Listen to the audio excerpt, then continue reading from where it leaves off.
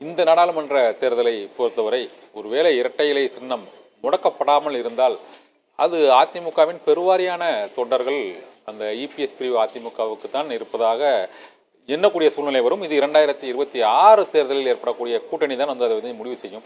இப்போ கேசி பழனிசாமி பொறுத்தவரை நீங்கள் தனித்தே இயங்குவதற்கு என்ன காரணம் சார்? உங்களை நீங்கள் ஏன் ஒரு அணியில் இணைந்து செயல்படக்கூடாது, உங்களது கோரிக்கைகளை வலியுறுத்தக்கூடாது சார்? சார், நான் என்றைக்கும் அதிமுக, அது எம்ஜிஆர் உருவாக்கிய அதிமுக. என்னுடைய கோரிக்கை என்பது ஒன்றுபட்ட அதிமுக ஏற்படுத்தப்பட வேண்டும். எம்ஜிஆர் வழியில் லஞ்சத்துக்கும் ஊழலுக்கும் சாதிக்கும் மதத்துக்கும் அப்பாற்பட்ட தலைமையால், அது தொண்டர்களால் தேர்ந்தெடுக்கப்படுகிற தலைமையால் இந்த இயக்கம் வழிநடத்தப்பட வேண்டும். அந்த சூழ்நிலைகள்ல இன்றைக்கு எடப்பாடி பழனிசாமி இந்த கட்சியை நடத்த மாட்டேங்கிறார். அது போக பாரதிய ஜனதா கட்சியை எதிர்த்து நிற்கணும், நீங்க பிஜேபியையும் எதிர்க்கணும், திமுகவையும் எதிர்க்கணும் என்கிற வலிமையான அரசியல் செய்வதற்கு எடப்பாடி பழனிசாமி பயப்படுகிறார். அவர் என்ன செய்யறாரு? திணறு அறிக்கை விடுறாரு, இவ்வளவுதான். அது கூட டெல்டால போய் தண்ணி வரலன்னு சொல்லிட்டு நின்றுட்டு இருக்கிறாரு. அண்ணாமலை செய்வதாக சொல்லப்படுகிற அரசியலை விட அண்ணாமலை சார்ந்திருக்கிற அந்த கட்சிக்கு பல பலகீனங்கள் இருக்கு.